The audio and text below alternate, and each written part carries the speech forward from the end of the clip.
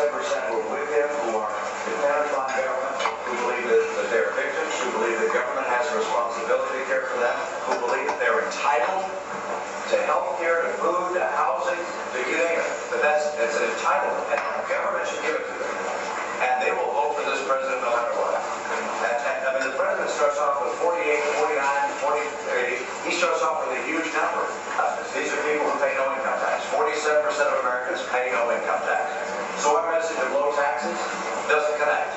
He'll be out there talking about tax cuts for the rich. I mean, that's what they sell every 4 years. And so my job is not to worry about those people. I'll never convince them that they should take personal responsibility and care for their lives. What I have to do is convince the 5 to 10% in the Senate that are independent, that are thoughtful, that look and voting one way or the other, depending upon, in some cases, emotion, whether they like the guy.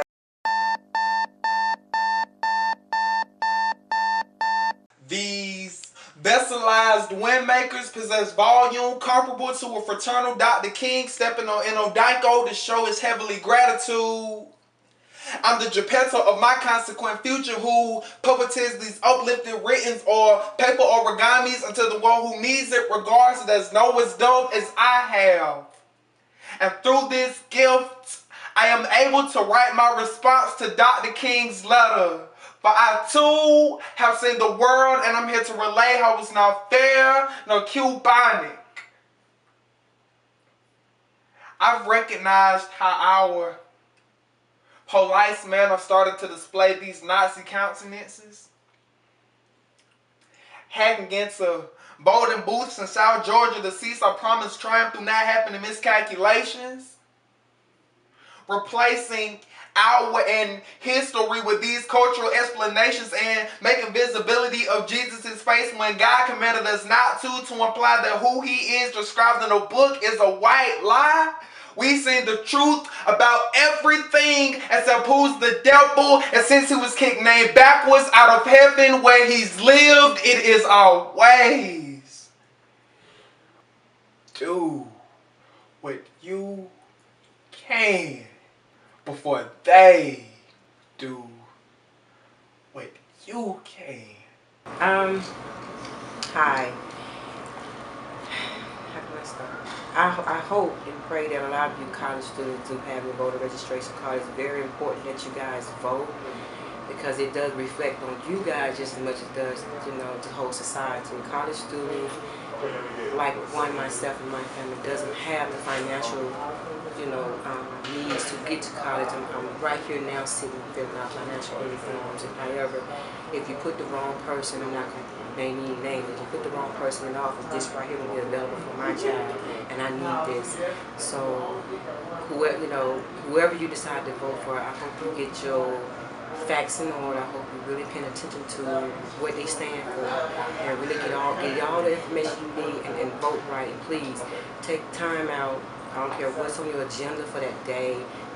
Leave some time aside and vote for the right candidate. And you guys know who the right candidate is. I don't want to name names, but you should know who the right candidate is. Because I am voting for the right candidate. And the society now is majority now of young people. There's a lot of high school graduates, 18 already. You guys, please, please, please get out and vote.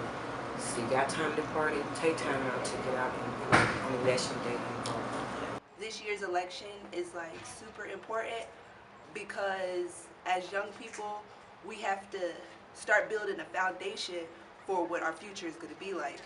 And by picking a president or choosing a president that is going to hinder our education and our us financially, that we need to start opening our mind to new decisions.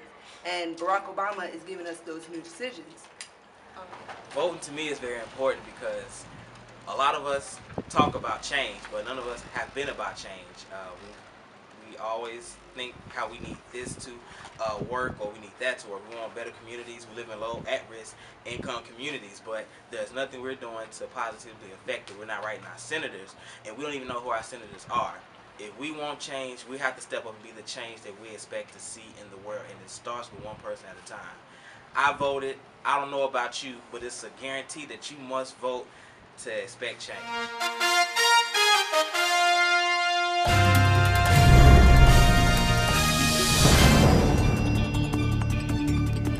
Good evening.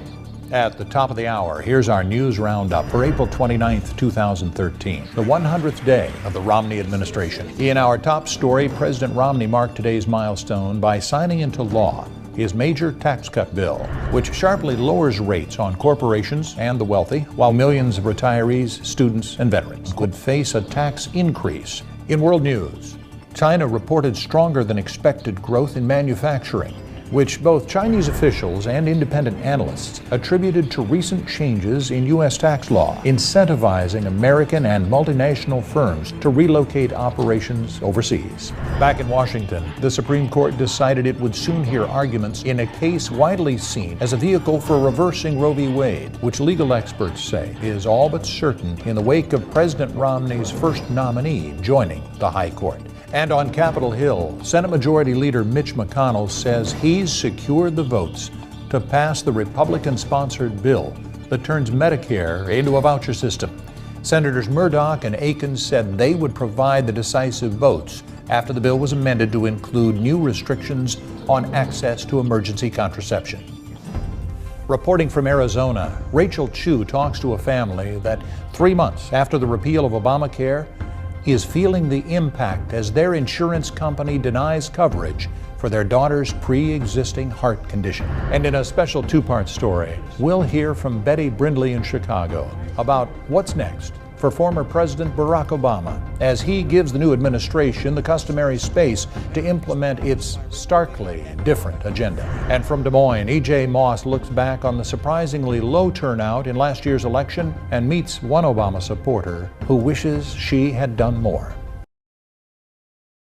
This Tuesday is going to be one of the most important days in our history. This election is going to be absolutely critical to everyone. So it is imperative that you get out and vote. Make your voice be heard. We cannot sit here and let someone come in office who doesn't truly understand where we need to go as a nation. It is not about the 1%, it is about the 100%. We are all in this together. We are all people uniting together to make a better life. If you want change, if you want to stand up and fight for your voice, to fight for your rights, then cast your ballot this Tuesday. We cannot sit here and let these bills be passed that's going to affect not only us, but our children's children's children, our elders, our grandparents. Everyone will be affected by this upcoming election. It is no longer an issue of race or sex. It is an issue of humanity. It is important to vote. Vote! Vote!